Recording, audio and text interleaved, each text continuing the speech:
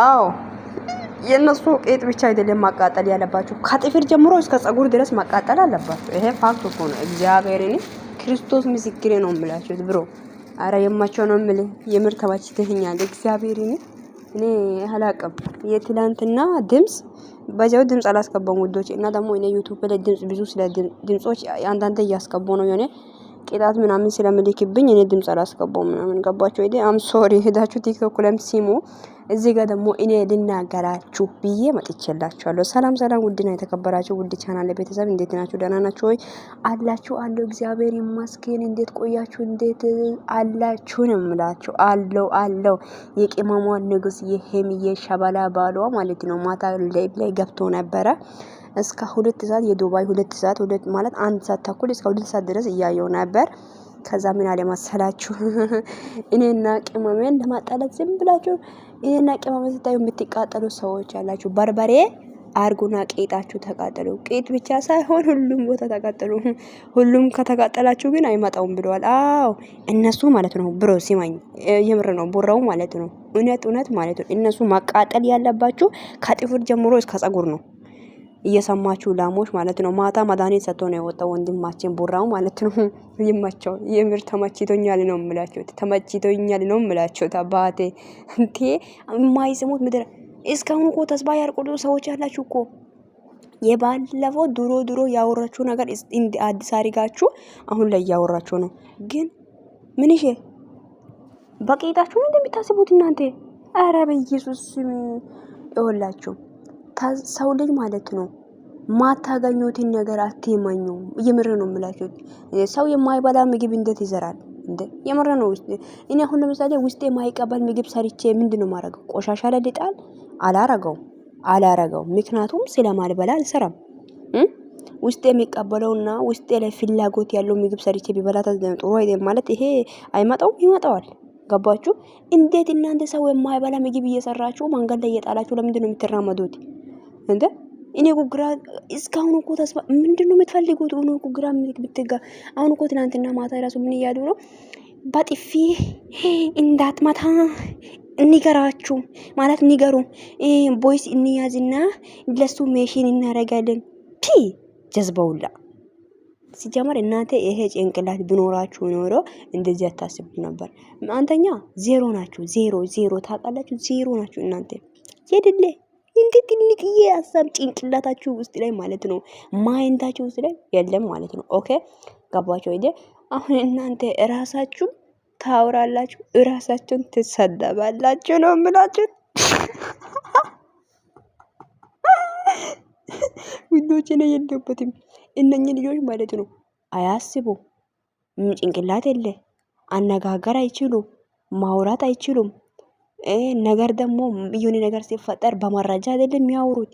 ዝም ብሎ የሆነ ውሃ ዝናብ እኮ በደንብ ከዘነበ ማለት ነው ሀገራችን ላይ ምን ያልመሰላችሁ ኢትዮጵያ ላይ የሚኖር ጊዜ ነው በጣም 2010 ስንት ላይ ነው መሰላችሁ? 2014 ላይ በጣም ዝናብ በጣም ከባድ ዝናብ ዘንቦ የሰው ማለት ነው ቤት ራሱ ሳይቀር እኮ ይዞ ሄዶ ያውቃል። እውነት ሲነግራችሁ ክርስቶስን በቃ አይቆምም አይደል? ማቆሚያ የለም እኮ ውሃ ከመጣ በቃ እንደዛ ነገር ውሃ ዝም ብሎ እኮ ነው የሚፈሳው። ወይም ዘይት ወይም ቅቤ አሁን ኢሳት ላይ ስናስ ማለት በፀሐይ ላይ ስናስቀምጥ ምን ይላል?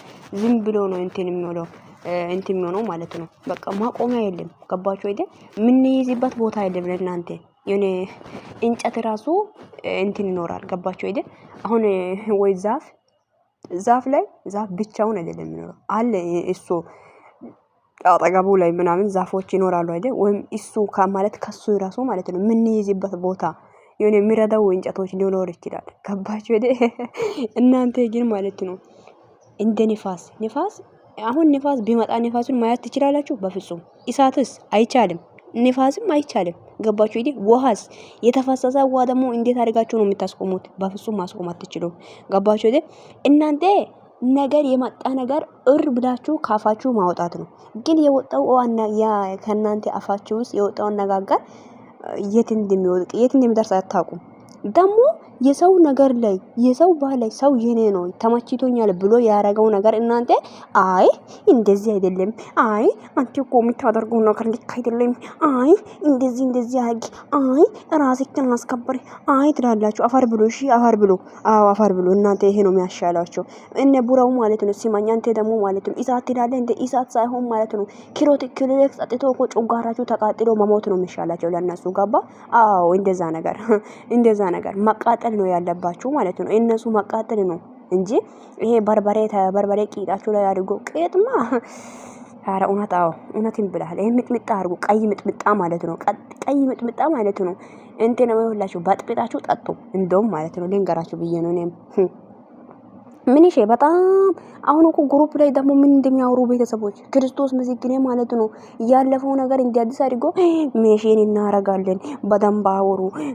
አንድ ደግሞ ዩዘር ብትባዩ አለች እቺ ቀዘናም የሆንሽ ሴትዮ አለች ደግሞ እዚህ ቲክታክ ላይ የሆንሽ ማለት ነው። የሆንሽ ባክቲ ማለት ነው። ማታ ስታሽቃብጥም ሰማው ልበልሽ። ኧረ በኢየሱስ ስም እና በጣም ነው የምትገርሙኝ። ተስፋ ቁረጡ። ገባችሁ? ስራ ትታችሁ የራሳችሁን ህይወት ትታችሁ ሻወር ማገባቱን ትታችሁ ጸጉራችሁን አሁን እኮ እኔ አሁን ብዙ ሰዎች ሄዳችሁ በአካል ብታገኙ ውዶች ጸጉር ያስተካክላል ብላችሁ ይሄ ራሱን ሻወር ይገባል ብላችሁ ታስባላችሁ? በፍጹም። ምክንያቱም ምንድነው ላይቭ ላይ ጡዝ እኔማ ተገላግያለሁ። ሁሉም ብሎክ ላይ ነው ያለውና ተገላግያለሁ። እነኚህ ጦዛሞች የሚያወሩት ነገር የማያምሩ ሰዎች እኔ ጋር አንገጣጠምም ባይዘው እነሱን ደግሞ ሰምታችሁ ደግሞ የሆነ ነገር ምንድነው ይሄ ቮይስ አድርጋችሁ ቮይሱን የምትለቁት ሰዎች ማለት ነውና መዘራ ጦዝ እናንተ ራሱ ጦዝ ናችሁ። እሺ ጀዝባ ሁላ ምኑ ይማቻል። ምን አነጋገራችሁ? ጥሩ አነጋገር ብናገሩ እኮ ነው ለሰው ለማድረስ የምትሞክሩት። ጥሩ ምኞት ቢመኙ እኮ ነው። አሁን የሆነ ሰው እኮ ተነስቶ መጥቶ የሆነ ነገር ብናገር ያ ድምጽ እኮ መልካም ድምጽ ማለት ጥሩ አነጋገርን እንዲደርስ አታደርጉ። ግን ስድብ ማለት ነው ስድብ ራይማ ቤት ድረሽልኝ እና ትላንት ወዲህ ማለት ነው ቲክቶክ ላይ የተናገርኩትን ነገር በቃ ቆራጡና አንበሳ ልጅ ነው ጀግና ልጅ ነው እያሉ አቀነባበሮ ለብሩክ ሼር አድርጉ ማለት ነው። እና ምን ተፈጠረ? ምንም ማለት ነው። እሺ እኔ ማለት ነው ትሁትና መልካም ሴት በቃ ጥሩ አባት ያሳደገኝ ሴት ስለሆንኩ ይቅርታ ጠየቁ። ይቅርታ መጠየቅ ደግሞ ለሰው ልጅ ዝቅ ማለት አይደለም። ክብራችን ዝቅ እሱ ነው ይቅርታ የሚጠይቀው። እሱ ነው ይቅርታ አይጠይቅም። እሱ ራሱን ያካብዳል። እሷ ነች እንደዚህ ብትሆነው የምትሉ ሰዎች አላችሁ ጡዞች። ሄይ ወደዛ አድርጉልኝ ስታስጠሉ በእውነት ማለት ነው። ለማንኛውም መልካም የመቃጠል ጊዜ ሆነላችሁ። ወዳችኋለሁ። እሺ ባይ